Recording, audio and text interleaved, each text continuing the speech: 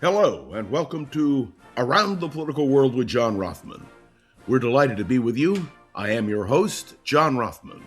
If you're a fan of the show, make sure to hit the follow button on the top right of Apple Podcasts, Spotify, or wherever you are listening at this very moment.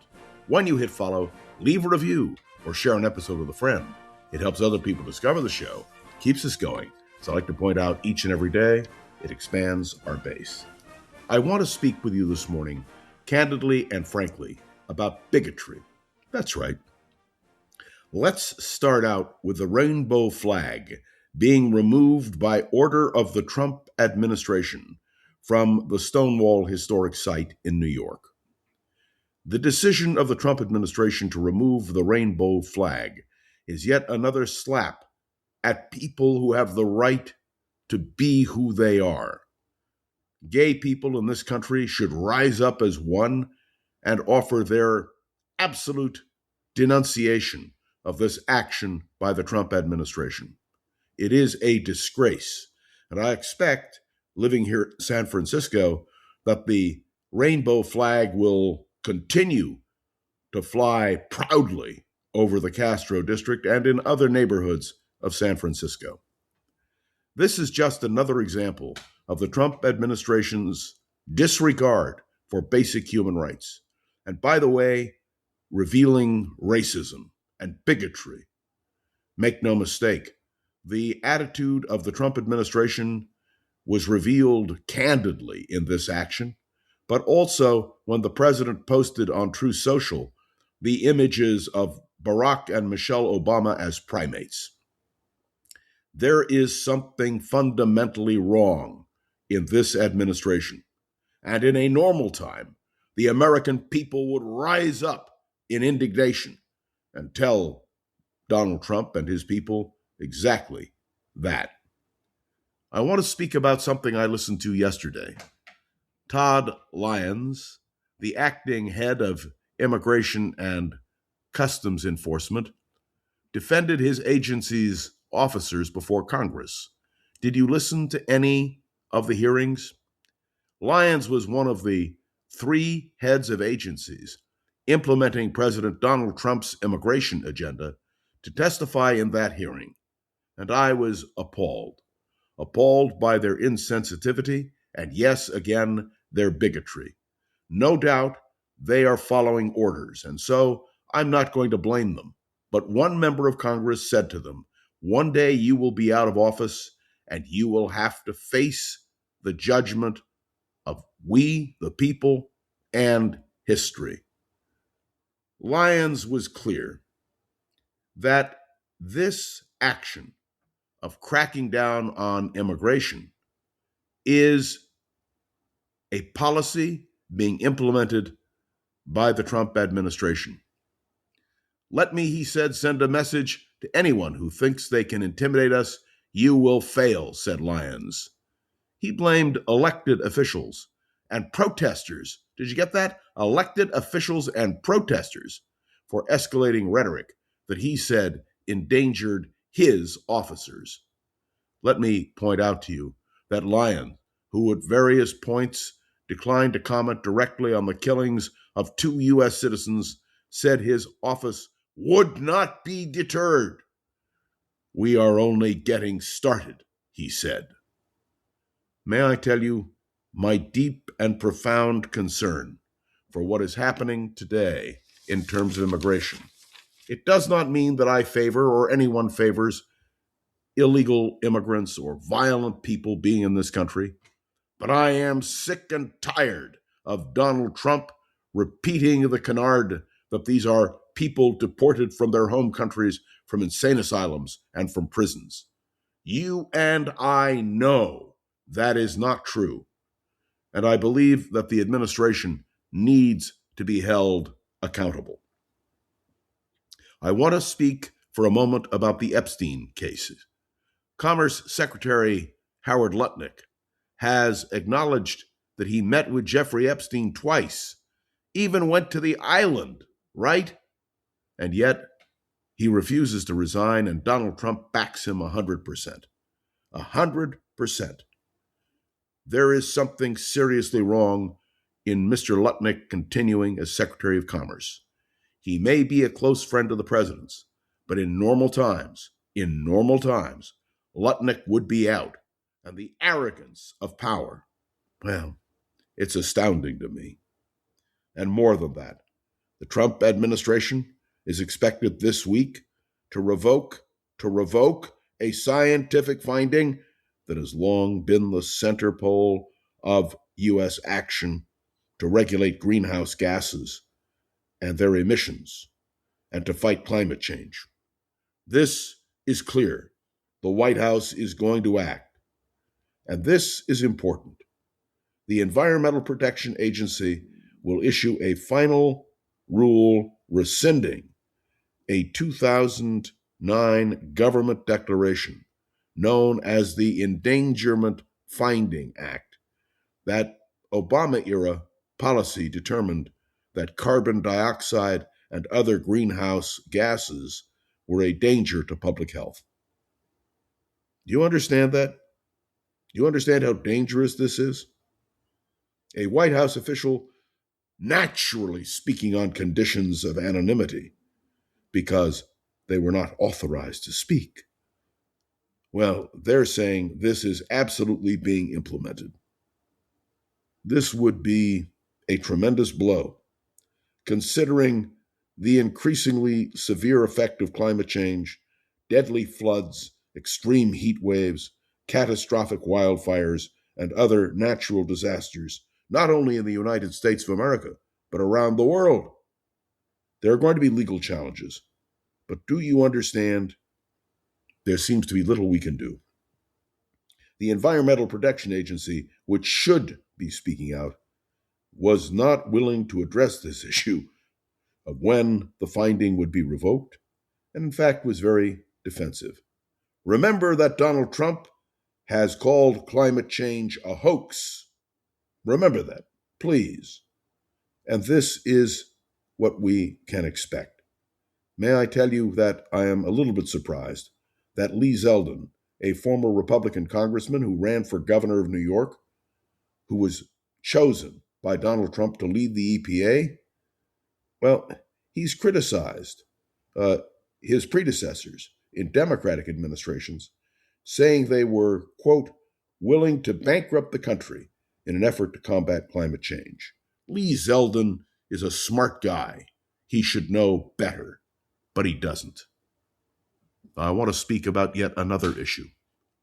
This is something, again, so offensive, it's hard for me to even deal with it directly. The National Governors Association annual conference is unraveling. That's right. Why? Because Donald Trump did not invite some Democratic governors to events. Let me remind you that the National Governors Association is a bipartisan group made up of Democrats and Republicans. Yet Donald Trump disinvited various governors, including Governor Moore, who happens to be African American, and the National Governors Conference responded vigorously by saying that they will not participate in the business meetings, nor in the social events which are scheduled for the White House. This, again, is an example of this president's irresponsible actions as president of the United States. These are real issues that need to be addressed. Now, I know that Donald Trump is not on the ballot, and I know that there will not be a presidential election between now and the end of his term.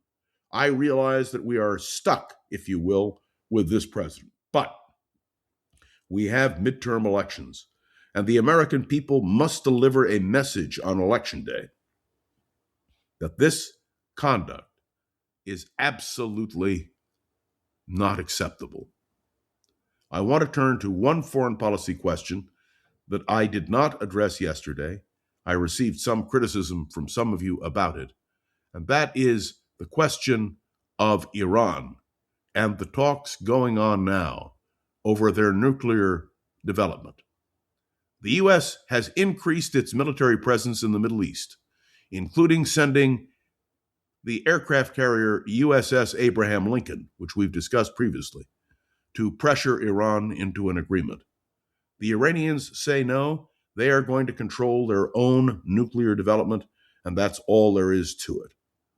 I want you to understand that every time Iran says no, every time the Grand Ayatollah makes this statement, and every time the discussions which are scheduled for Oman are blockaded, if you will, by the announcement that Iran is not willing to make any compromises, we face a great military threat in the Middle East.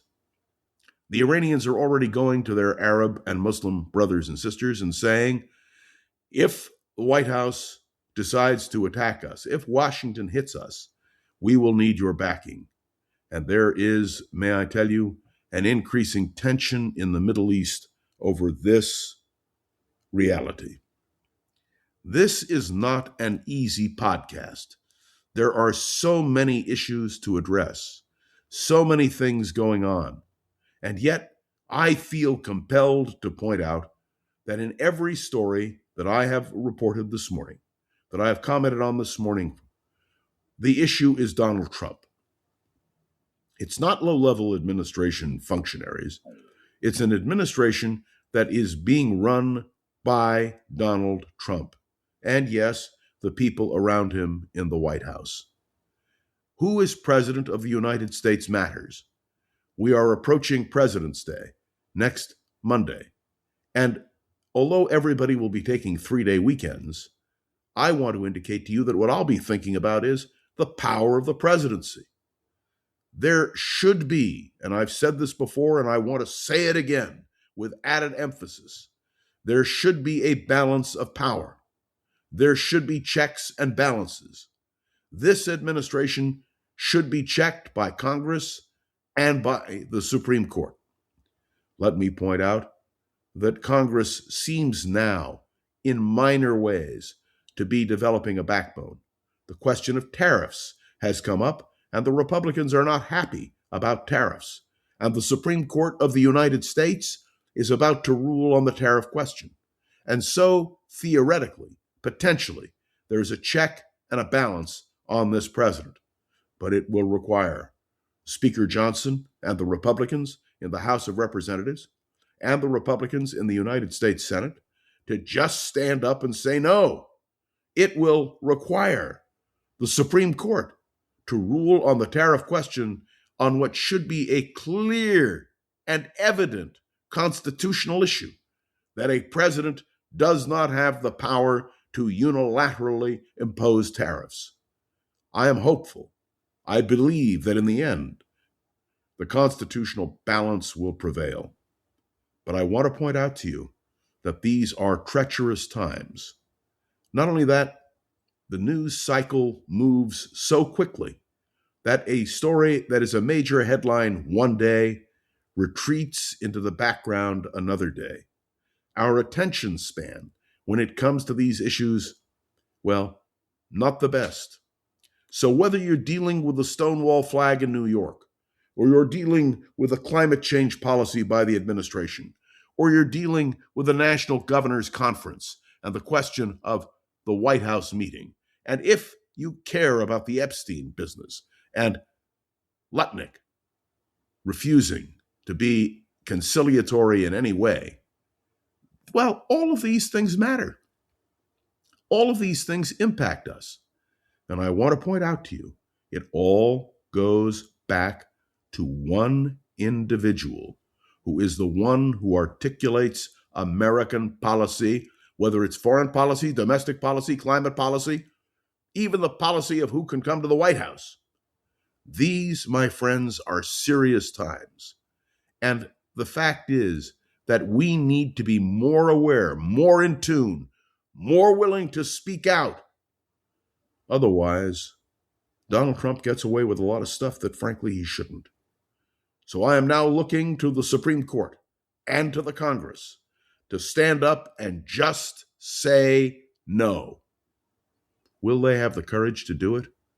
And what will we, the people, do when it comes to the fall in the elections? will we stand up and finally deliver a blow from the point of view of who we elect to Congress? Time is ticking.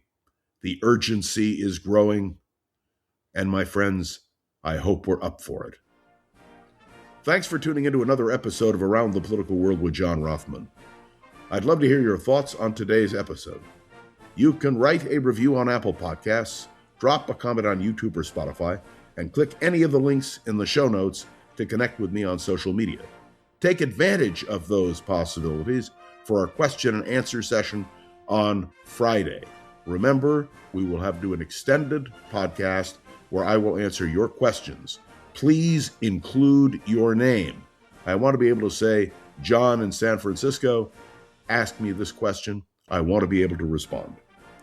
Now, you all know that it is very helpful when you relay an episode to a friend or colleague. That way we can grow and we can expand. And of course, as I've said to you every day, this show is getting so much positive attention. We're getting great downloads that we're excited to bring on advertising support.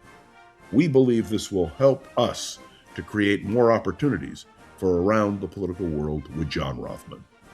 I want to extend a special thank you to Gogo Zoger, who does such a great job every single day as the producer of Around the Political World with John Rothman.